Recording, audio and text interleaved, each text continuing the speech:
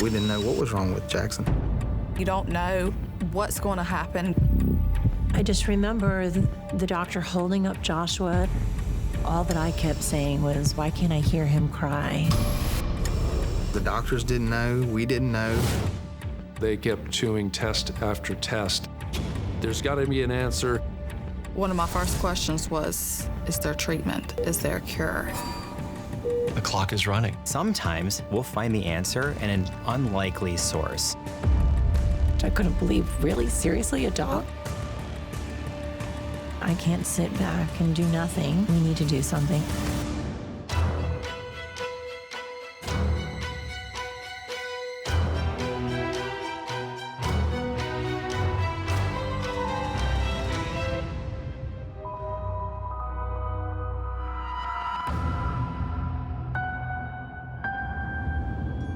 Hello, and welcome to Something's Killing Me.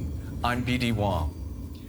Approximately 1 in 10 people in the United States are affected by some rare disease, and for many of them, there is no treatment, no cure. It's a jarring statistic. Now, imagine if your child was born with one of those diseases. Tonight, we'll meet 2 families faced with that horrifying reality, but instead of accepting their fate, they went looking for answers and a miracle. As physicians, when we come across a challenging or rare case, we ask all the questions and look everywhere to find an answer. And sometimes that answer is buried in a little bit of luck, ingenuity, and an unlikely source. But before you can even start to talk about a treatment, you need a diagnosis.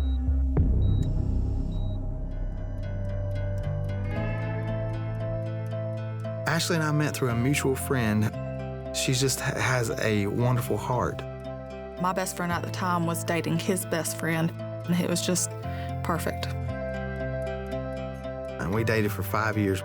And then I proposed, and where we had our first date at. We were married for 2 years. When we finally found out that we was pregnant, it was like heaven. Everything was perfect.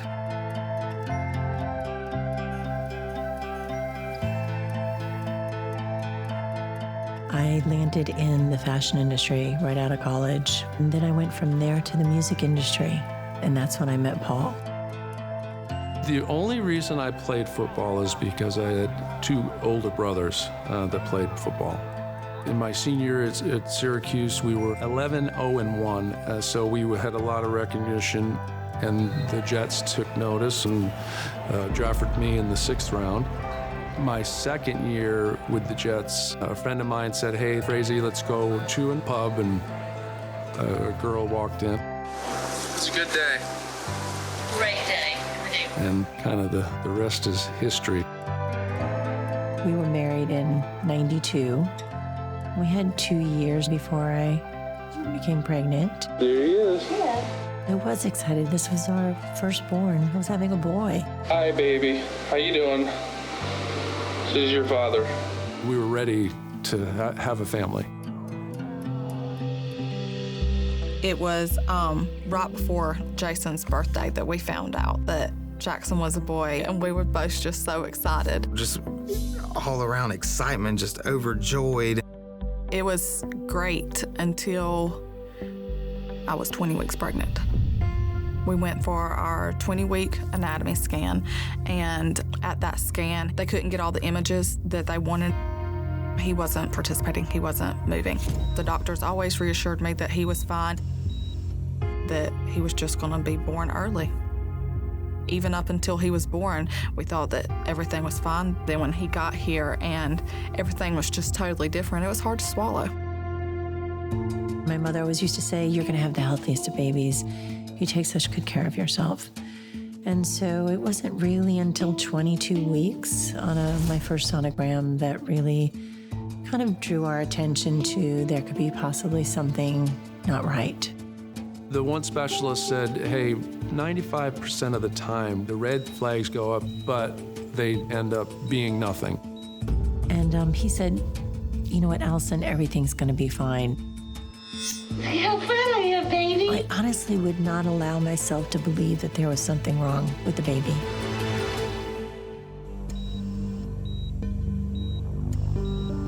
Jackson, his birth was traumatic.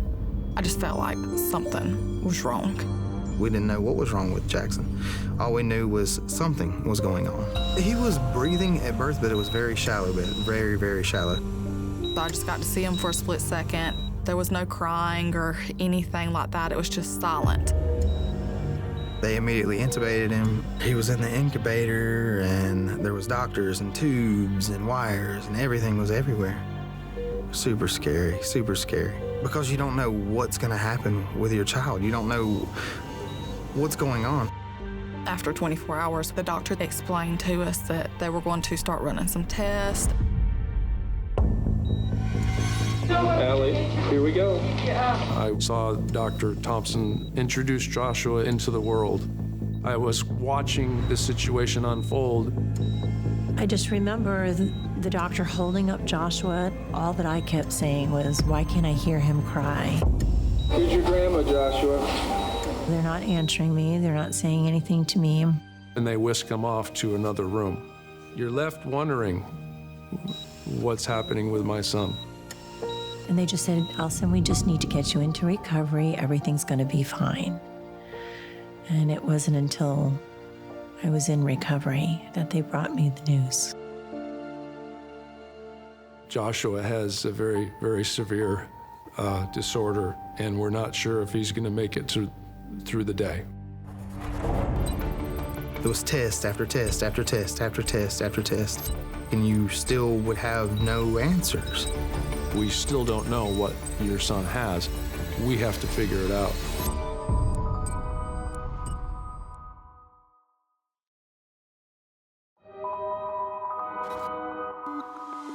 When Joshua Frase and Jackson Henson were born, their parents immediately noticed that something was very wrong. Neither of the boys cried. Both were put on ventilators to help them breathe. Their frightened parents looked to doctors for a diagnosis. But could they find an answer in time? We spent a long time in the NICU. There's something wrong with your child, then there's nothing you can do. There's nothing you can do. I was very scared. Why did this happen to our child? Are you talking to Daddy? I was saying, okay, how do we figure this out? I'm a professional athlete. Coach me. Just tell me how to do it. I'll do it. I'll get it done. And Allison was like, they don't know. We have to figure it out. They said that he has severe hypotonia, was the term used for low muscle tone. They said he could not breathe on his own. The first few days, all he could do was move his right hand. He didn't even have the strength to move his eyes. It was pretty bleak. Jackson, he was born December 9th, and he didn't move his head for the first time until December 25th. And you could blink and miss it because he barely moved it.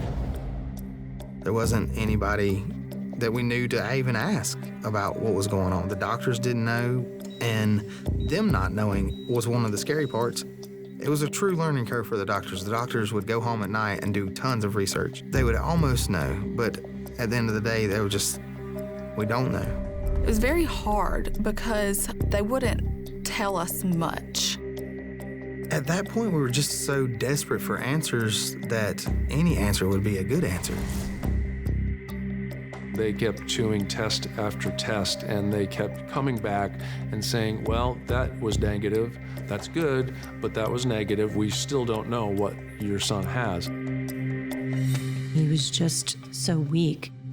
But there was something in me that sensed that this child had a will to fight. And I wanted to give him that chance. We took him home at 24 days of age.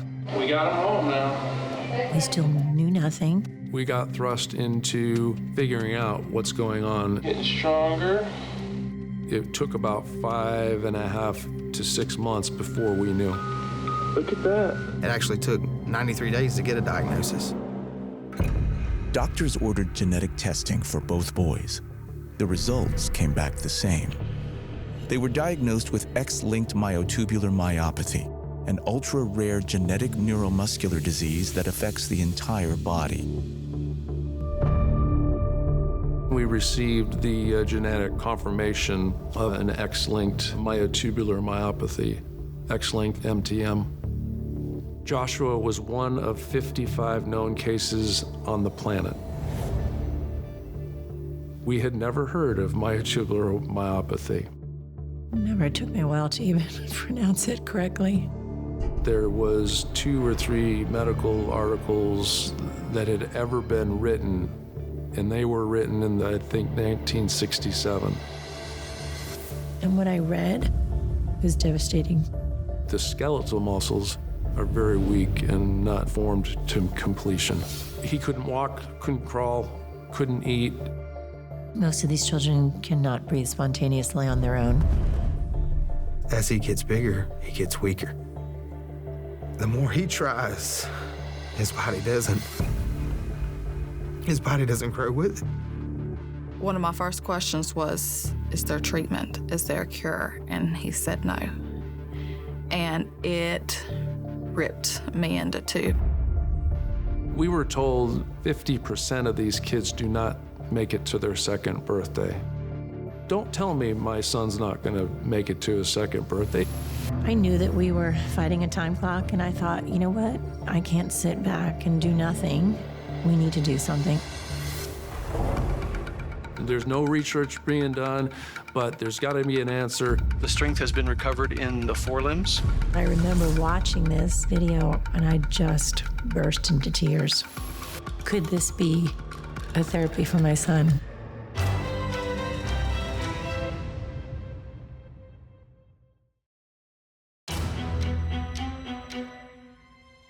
Jackson Henson and Joshua Frase were born with an extremely rare genetic disease called X-linked myotubular myopathy. The gene responsible for the disorder, MTM1, was identified in 1998, but there was still no treatment and no cure. I remember it like it was yesterday when the doctor called and they had finally got the diagnosis. It's like, okay, your child has myotubular myopathy. It's like, okay, now, okay, what is that? Myotubular myopathy is a disease of muscle. It affects very, very few patients. It's considered an ultra-rare orphan disease. An orphan disease is something that affects fewer than 200,000 people. Patients, mainly baby boys, are born with a defect in a gene that allows the muscle to operate normally. At some point during muscle development, the gene is supposed to be turned on, but isn't. When we look at the muscle under the microscope, it looks like long tubes of muscle instead of nice, big, fat, mature muscle fibers. The estimate is that 1 in 50,000 male births is a baby boy with myotubular myopathy. These patients are born very, very weak. They may not be able to breathe on their own. They may require assisted ventilation. As patients age, they're no longer able to move oxygen in and out of the lungs, even with assisted ventilation. There was no effective treatment. MTM is absolutely a race against time. Many of these children don't survive their second birthday. He's so beautiful. I remember calling our doctor who was gonna figure out how to save our son. Come on, Josh, touch him. Joshua is fighting for his life. They're telling us he's gonna die. Please, what are we doing? Is there anything I can do? Do you have a drug or something that I can give him? And he's like, no, Paul, no. We don't have anything for Joshua. It was devastating. There's no research being done, but there's got to be an answer. Let's raise a bunch of money and start, giving it to the doctors. They're going to figure it out. In 1996, just after their son's first birthday, Allison and Paul created the Joshua Frase Foundation. They began raising funds and reaching out to research scientists. Dr. Anthony Atala was one of the first to get the call. My mother was watching a piece on CNN about regenerative medicine, and they were spotlighting Dr. Anthony Atala. One of the top regenerative medicine docs in the world. My mother-in-law, Elsie, calls him. We shared with him that we were living on borrowed time. Dr. Atala was a colleague of mine here at Boston Children's Hospital. He came to me asking what I knew about myotubular myopathy.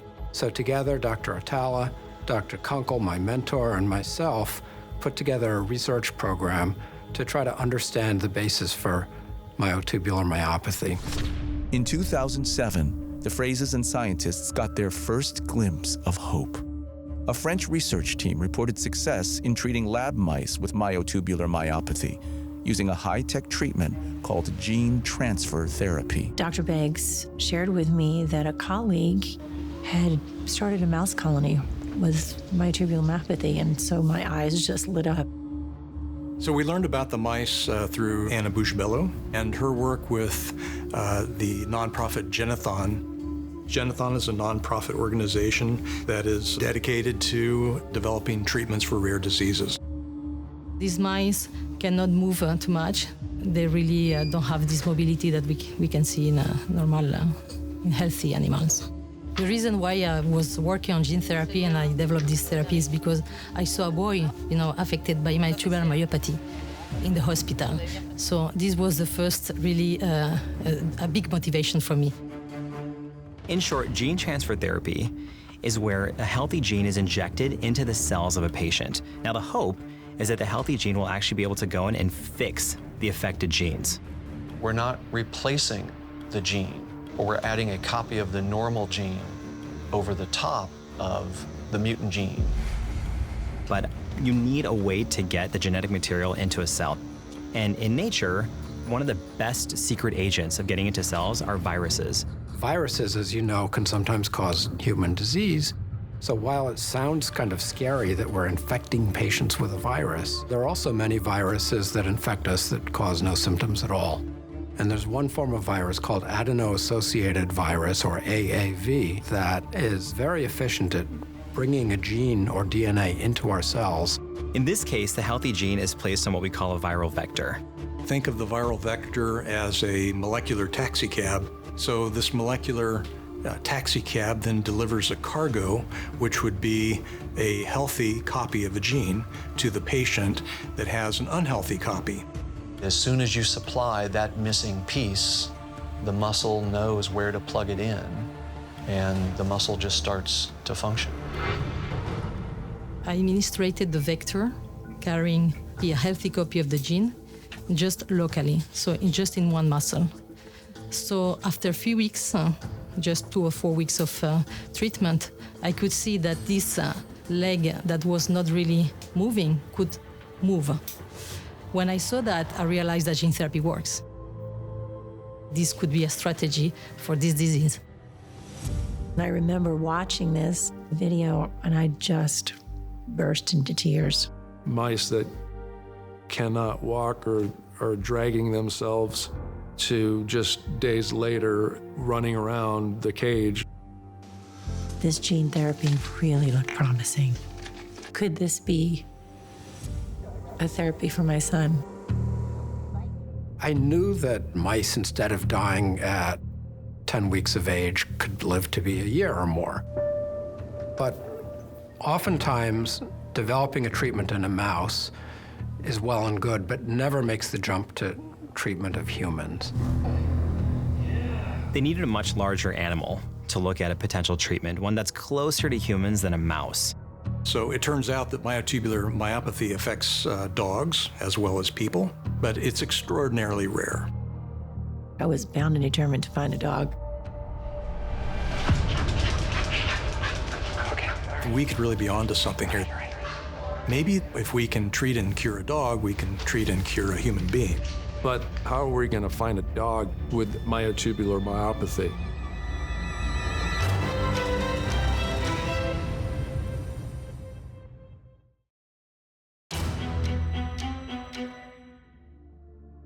Welcome back to Something's Killing Me. Joshua Frase was born with myotubular myopathy, a rare and fatal genetic disease that prevents normal muscle development. When doctors told his parents there was no treatment and no cure, they refused to take no for an answer. Their foundation raised more than $7 million for research and was focusing on an emerging treatment called gene transfer therapy. The Frases and the parents of Jackson Henson, who also suffered from MTM, knew they were in a race against time. Could this therapy be the miracle they had wished for? Are you feeding Sissy? Jackson, what is that out there? It's the ocean! When we got Jackson's diagnosis, We really had no clue what we were dealing with. We just were in the dark completely. what does the future hold for my son? Good job. I just started Googling everything, myotubular myopathy treatments, myotubular myopathy cures. That's when I came across the Frase family. I mean, it really opened up our world. We had started thinking about research almost immediately. The only thing we were worried about was saving Joshua and his peers. Whoa, look at all those. Wow,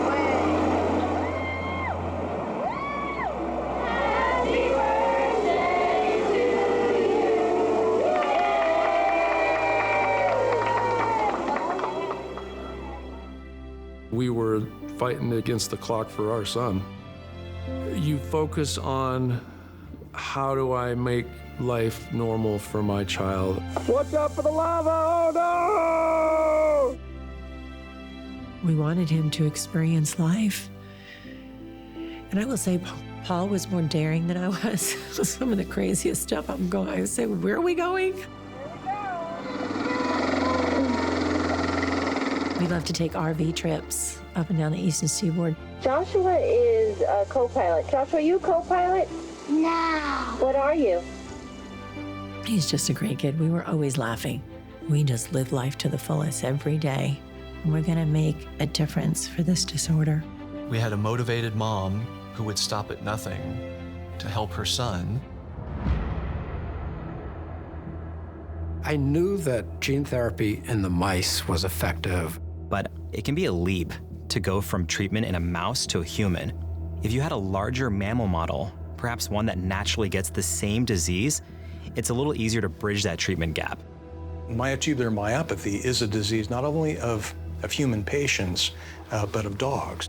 This mutation occurs naturally in dogs, too.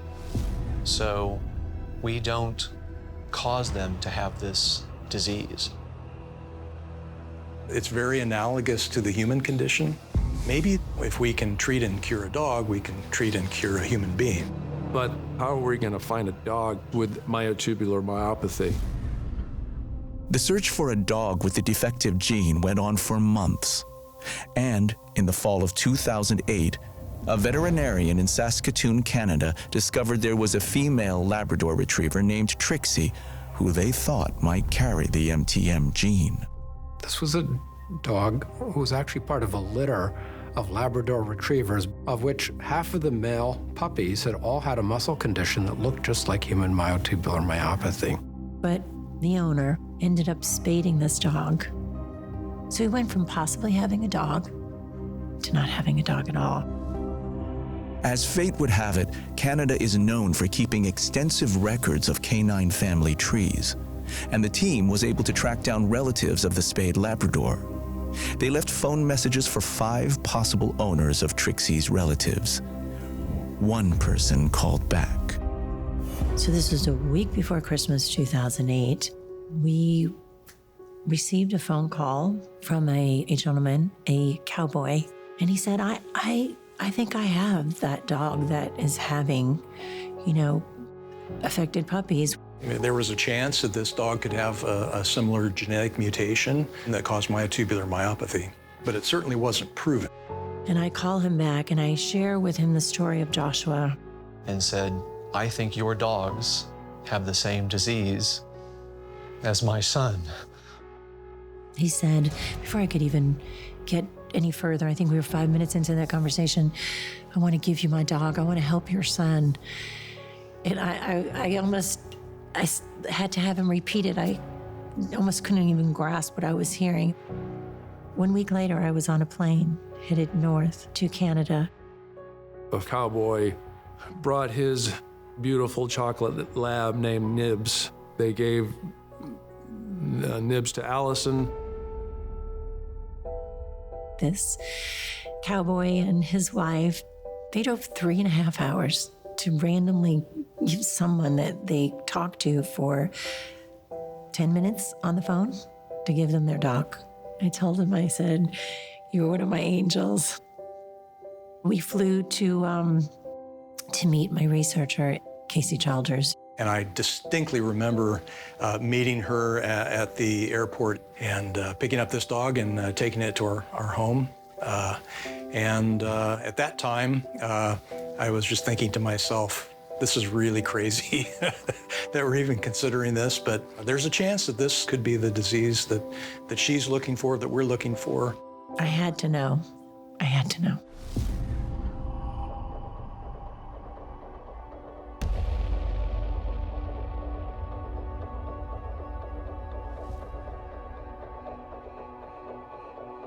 Turns out that Allison was right. Her hunch was correct.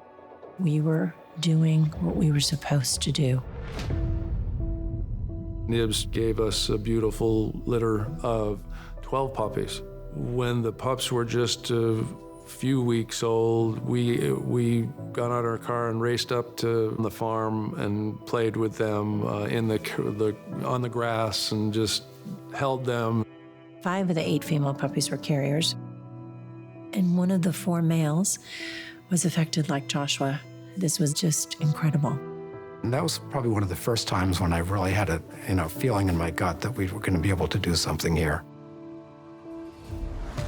Oh, happy day. Joshua's dream was to find a cure for his disorder. And we were running out of time.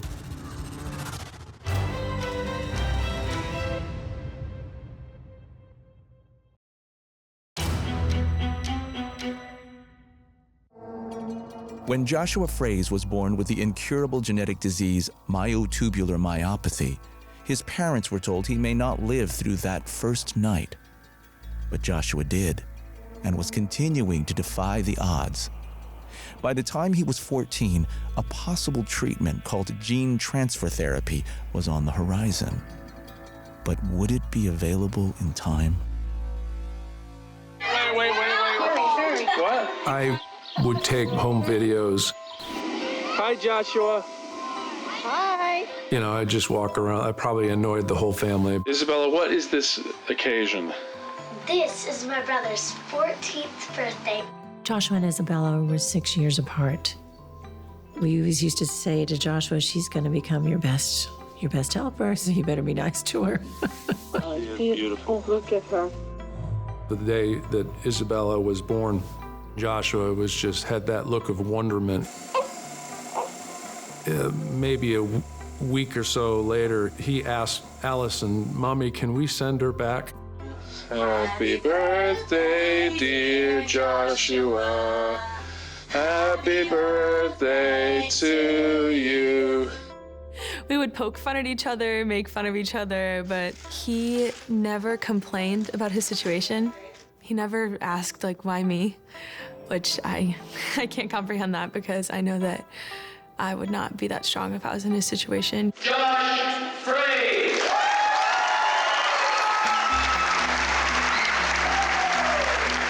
He was a great student. He had an incredible mind.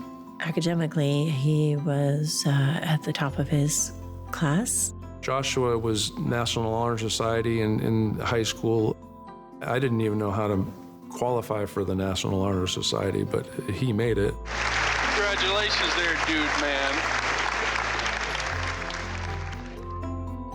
We had in-depth conversations all the time about research. Can you smile, Josh? Joshua's dream was he wanted to find a cure for his disorder. And we were running out of time. After the Frases located the dog, named Nibs, that carried the mutated gene for myotubular myopathy, the team created the first MTM dog colony. The plan was to treat the affected dogs with the same gene transfer therapy that was successful in the MTM-afflicted mice. We learned about the mice, and it was really impressive. And you could see very easily that the gene therapy might work for this problem that we're seeing in the dogs. When the dogs are born, they're more or less in pretty good shape. They behave mostly like normal dogs. However, between 10 weeks and 25 weeks, muscle weakness sets in rapidly. And what we're most concerned about, obviously, is their inability to breathe. What are the steps to find a way to treat the disease? As a scientist in a university, the way that you go about research is you have an idea, you develop the idea, but you need preliminary data. But these are very, very expensive studies that require really millions of dollars of development work. Here we go. I wrote to foundations, and it was, of all the bad ideas, this is one of the worst we've ever heard of.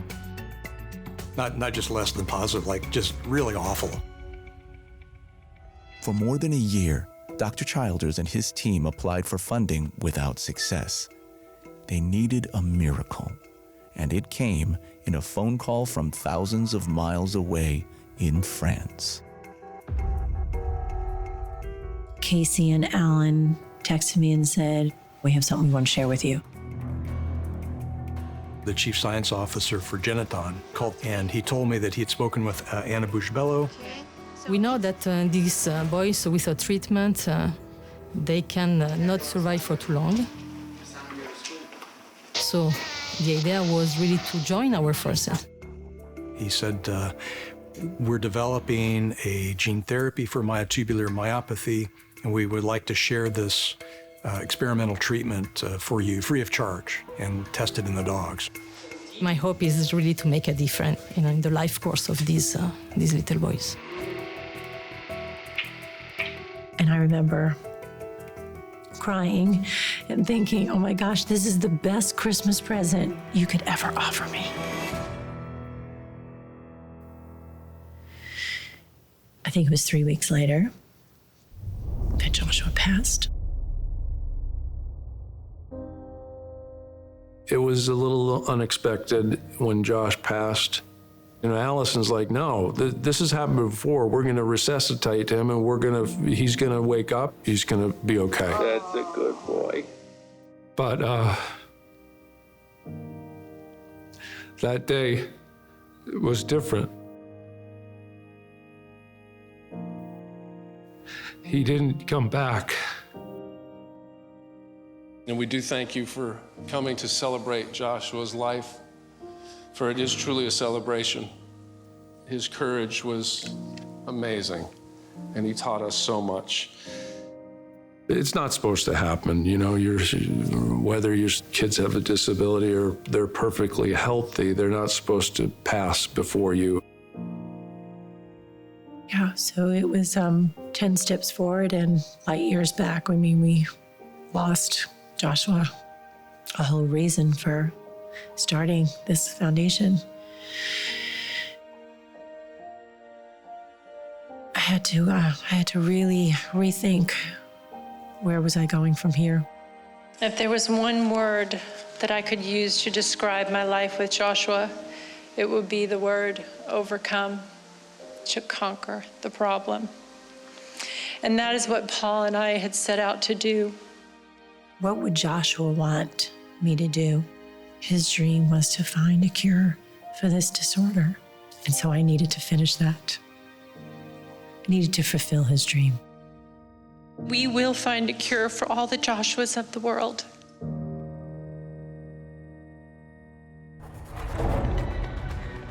They refused to give up. It's almost surreal, like, did this really happen? Yeah. It's just amazing. Okay. I think we just made history.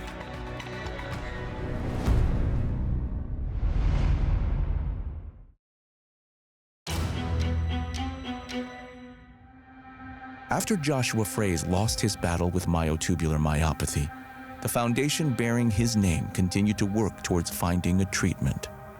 Great promise lay in gene transfer therapy, soon to be tested on dogs from the colony the foundation helped to create.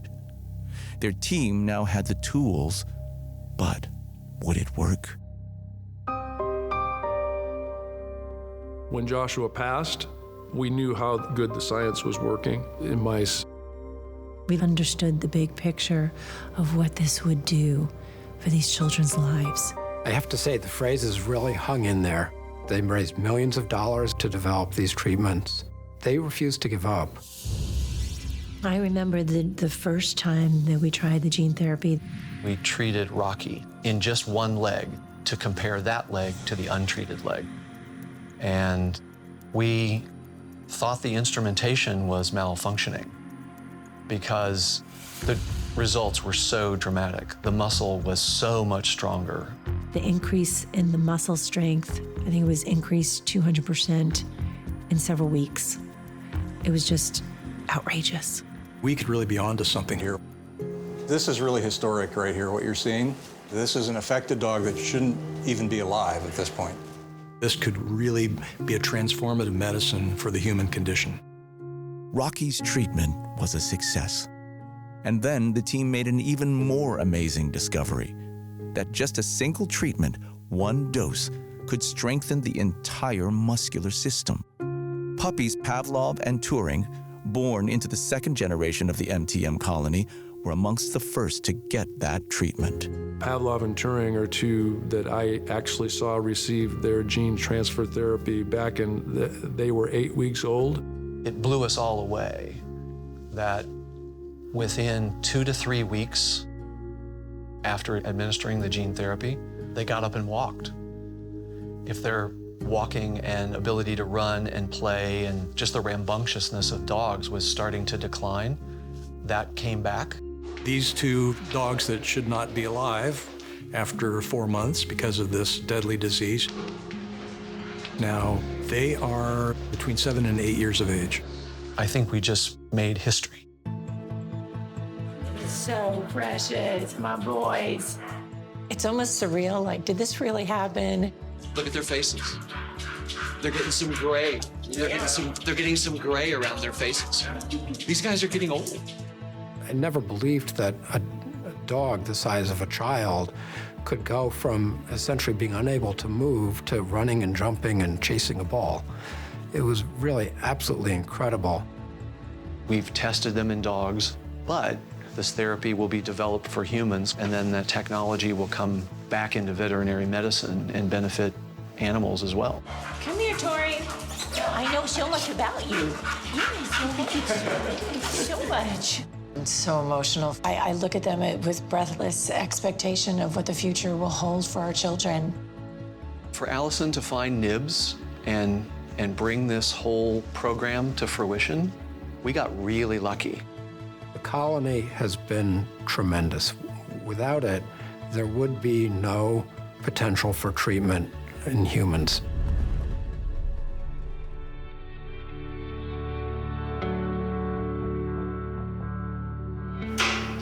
Jackson, you come put your name on? Which one's yours? Jackson, oh my gosh, he is super, super smart. To the flag of the United States of America. He takes life with what's given and makes the best out of it every single day. I'll show you about it. Come on. He is a 5-year-old little boy that loves to have fun just as much as any other 5-year-old little boy does. He doesn't let that wheelchair slow him down. 1, 2, 3, go! Racing is his favorite thing. He loves to go fast. The biggest thing that I love about him is he does not let his disability define him. It is surreal to think about what Jackson's life could be like if he is able to receive treatment one day. The dogs are running around like nothing was ever wrong. It's just amazing. It just changes your whole perspective of how things could be, of how things ought to be. Hi, cheese. For Jackson, to be able to look back on this and say, Dad, I beat it, that would be the true blessing. As a treating physician, taking care of many patients over the years with these incurable diseases, it's about time. We really need to treat the root cause of the disease, and that's what gene therapy can do for genetic diseases. My hope is that we will no longer see children die from this disease, that this would be a one-time treatment that would last their lifetime. It's changing the course of history and the course of science. It's bittersweet. It's nice to know that we've come so far, but to know that, that Joshua will not be able to be involved. That's the difficult piece. Josh, you can pet him. Pet him, yeah. I still won't throw in the towel. I won't raise the white flag. We want to eradicate this devastating disorder from the face of the earth, right? And then go to the next one, the next one, and the next one. Hi. I will say there have been many times where I did not feel I could go forward. I didn't think I could endure another day. Thank you, Jesus, for this day and all your many blessings. It's been an emotional, very difficult journey. But without hesitation, I would do it over again. Really, truly, I would. There's a lot of beauty mixed in that pain, and the joy truly outweighs the pain.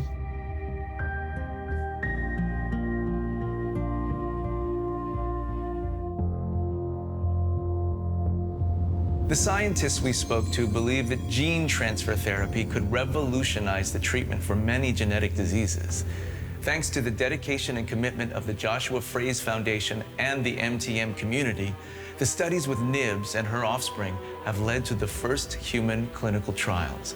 These trials are ongoing, and families like the Hensons hope that the treatment will soon become available for children like their son, Jackson. I'm BD Wong. Thanks for watching.